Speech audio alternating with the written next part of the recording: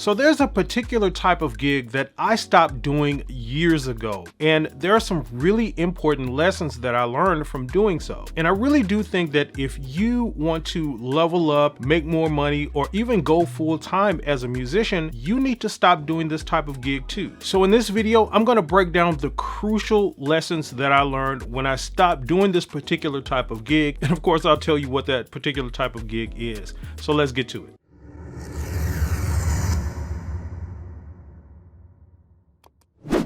Hey, and welcome to Music Space, where we help working musicians just like you learn how to quickly and easily make a living with your craft. So if you're new here to the channel, hit that subscribe button and the notification bell.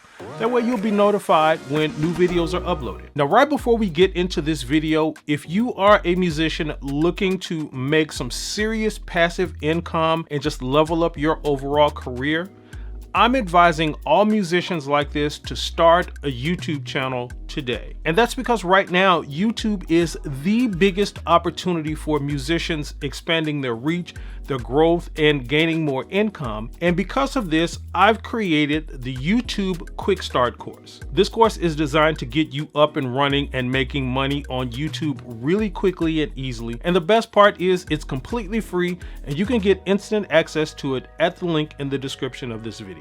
Okay, so first things first, what is this particular type of gig that I'm talking about that I stopped doing that I think you should stop doing too? Well, spoiler alert, it's $100 gigs. Now hang with me and let me explain why this is critical and how it applies to you. I know that you may feel that for whatever reasons that you may have to do some of these gigs and all of that kind of stuff, and you may have valid reasons for feeling that way. But let me play this movie out for you, so to speak, and show you where these types of gigs lead to. So one of the lessons that I learned when I stopped doing these types of gigs is the amount of time that it took away from doing other types of gigs that were more lucrative. See, what happens is we get sort of wrapped up in this gig market of getting calls, and we start to feel important because people are calling us and, hey, are you free on Friday night or Saturday night for these $50, $75, $100 gigs or whatever. And you get to become a part of that circuit where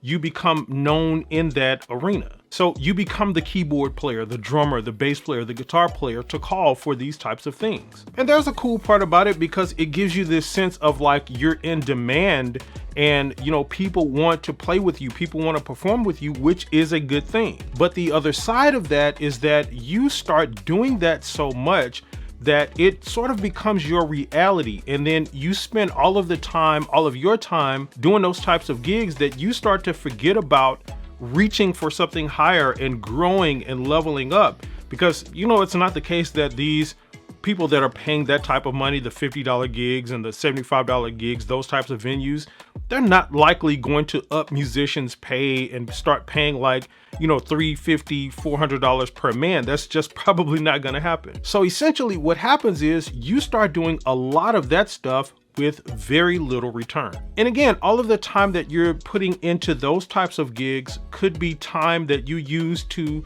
put effort into getting more, better, higher lucrative or higher paying gigs that are more lucrative. And that brings me to another important insight that I got when I stopped doing these types of gigs, and that is that they are really draining. So what's ironic about doing those types of gigs is that you sort of put in the same amount of time, effort, and work into those gigs that you would put into doing higher paying gigs. Especially if you're someone like myself who likes to put time into learning music and playing it correctly and showing up and being on your stuff and knowing what you're there to do and complementing the music and being as best as you can be.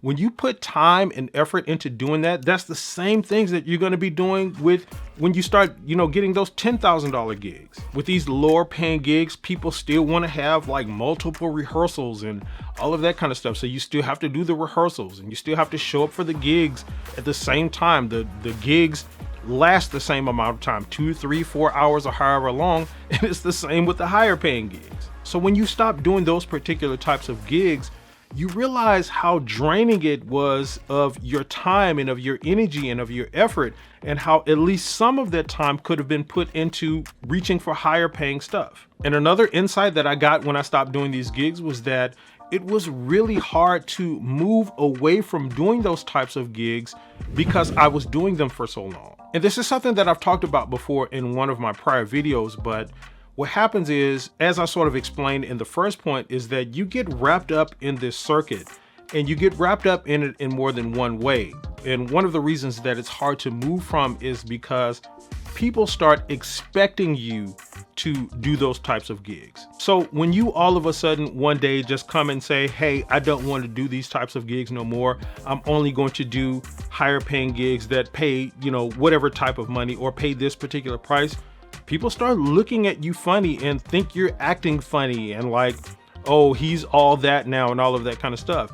And though I didn't get a lot of that because a lot of the people that I was doing those types of gigs with were my friends and they sort of understood me, there still was a level of that was happening. And it sort of puts that guilt on you to make you think of yourself like, dang, am I really trying to do that to them? And do I really believe I'm all that and that I'm better than them and that I can't do that type of gig now? So it really makes it difficult to move out of that. And not only that aspect of it, but you'll know this, what happens is when you start doing a lot of these gigs, you'll meet a lot of people and over the course of some time, people will ask you to come play for them and do other events and stuff like that.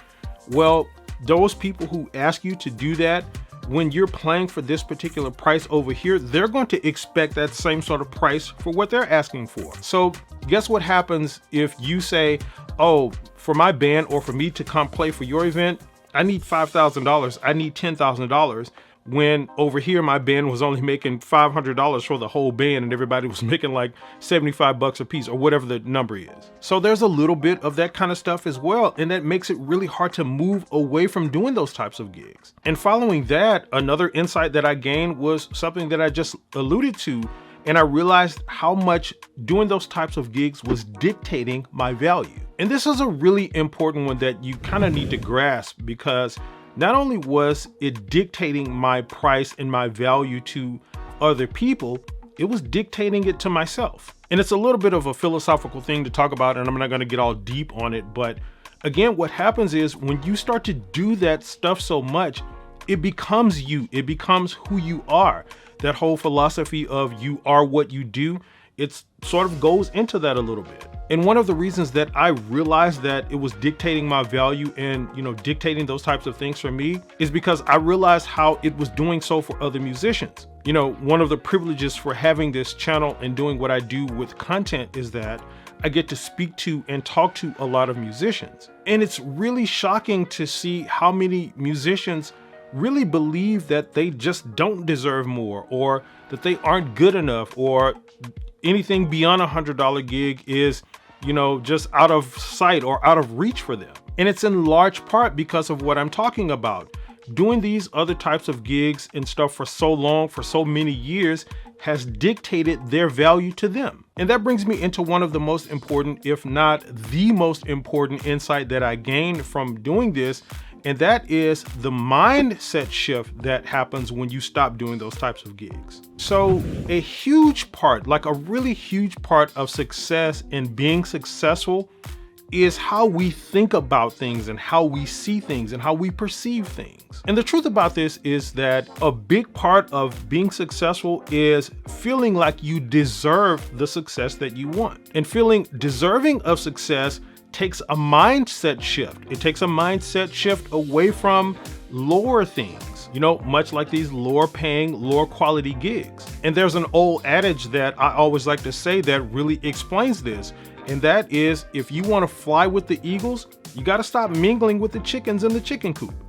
And that's because that chicken coop, so to speak, it becomes your reality. It becomes your mindset. And you'll find that this is true for most successful people.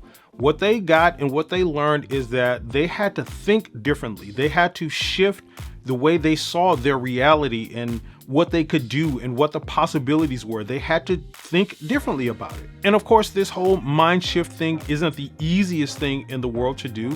It takes a little bit of work on ourselves that we have to put in And I've done some videos about that will help you greatly with that. And you want to go here and you want to check those out right now.